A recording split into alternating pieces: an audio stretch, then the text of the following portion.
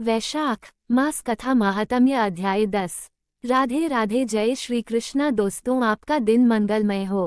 प्रभु की कृपा सदैव बनी रहे।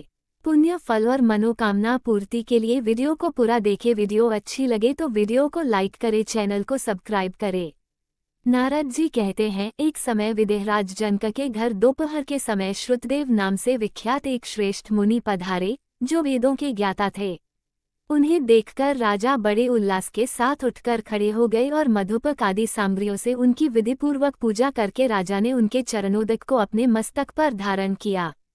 इस प्रकार स्वागत सत्कार के पश्चात जब वे आसन पर विराजमान हुए, तब विदेहराज के प्रश्न के अनुसार वैशाख मास के महात्म्य का वर्णन करते हुए वे इस प्रकार बोले। श्रुतदेव ने कहा, राजन, जो लोग वैशाख मास में धूप से संतप्त होने वाले महात्मा पुरुषों के ऊपर छाता लगाते हैं, उन्हें अनंत पुण्य की प्राप्ति होती है।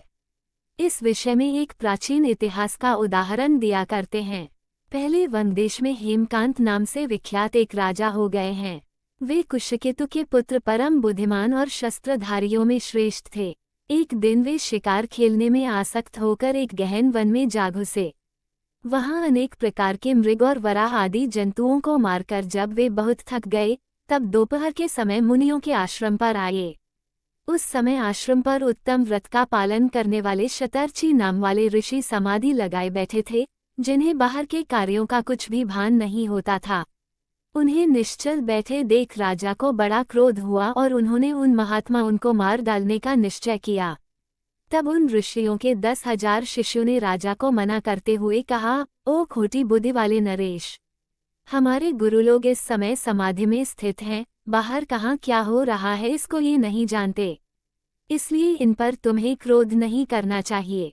तब राजा ने क्रोध से विह्वल होकर शिष्यों से कहा, द्विजकुमारों, मैं मार्ग थका मांदा यहाँ आया हूँ, अतः तुम ही लोग मेरा आतिथ्य करो।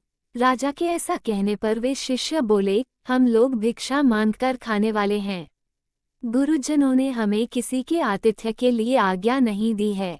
हम सर्वथा गुरु के अधीन हैं, अतः तुम्हारा आतिथ्य कैसे कर सकते हैं। शिष्यों का ये कोरा उत्तर पाकर राजा ने उन्हें मारने के लिए धनुष उठाया और इस प्रकार कहा, मैंने हिंसक जीवों और लुटेरों के भय आदि से जिनकी अनेकों बार रक्षा की है, जो मेरे दिए हुए दानों पर ही पलते हैं, वे आज मुझे ही सिखलाने चले हैं। ये मुझे नहीं जानते, ये सभी कृतघ्न और बड़े अभिमानी हैं। इन आत्ताइयों को मार डालने पर भी मुझे कोई दोष नहीं लगेगा। ऐसा कहकर वे कुपित हो धनुष से बाण छोड़ने लगे।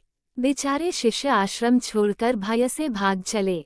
भागने पर भी हेमकांत ने उनका पीछा किया और 300 शिष्यों को मार गिराया।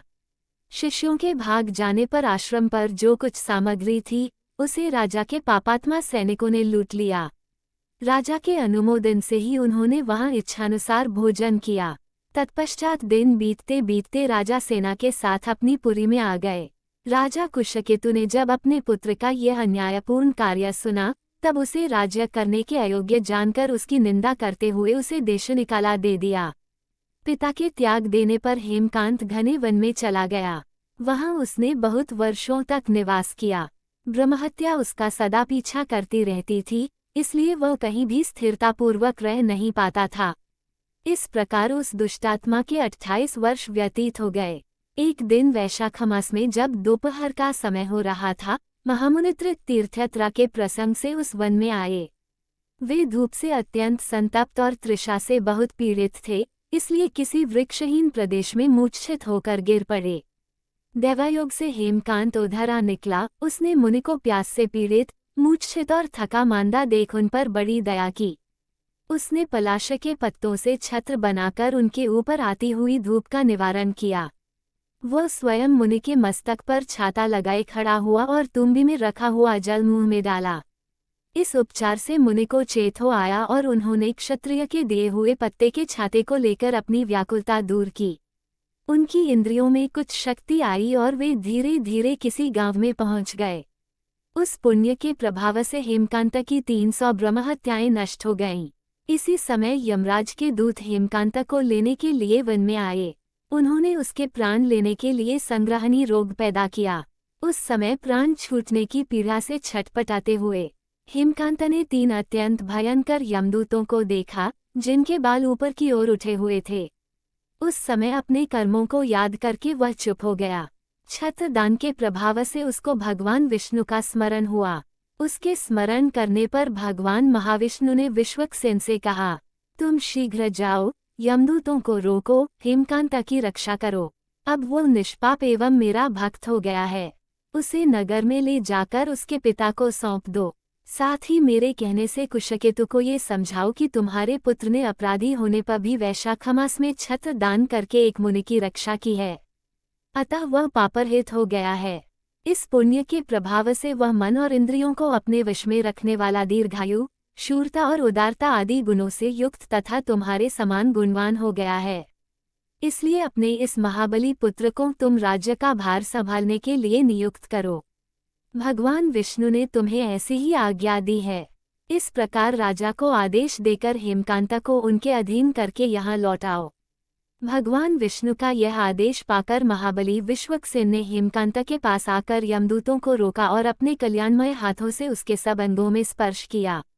भगवत भक्त के स्पर्श से हेमकांता की सारी व्याधि क्षण भर में दूर हो गई। तदनंतर विश्वक्सेन उसके साथ राजा की पुरी में गए। उन्हें देखकर महाराज कुशकेतु ने आश्चर्ययुक्त हो भक्तिपूर्वक मस्तक झुकाकर पृथ्वी पर साष्टांग प्रणाम किया और भगवान के पार्षद का अपने घर में प्रवेश कराया।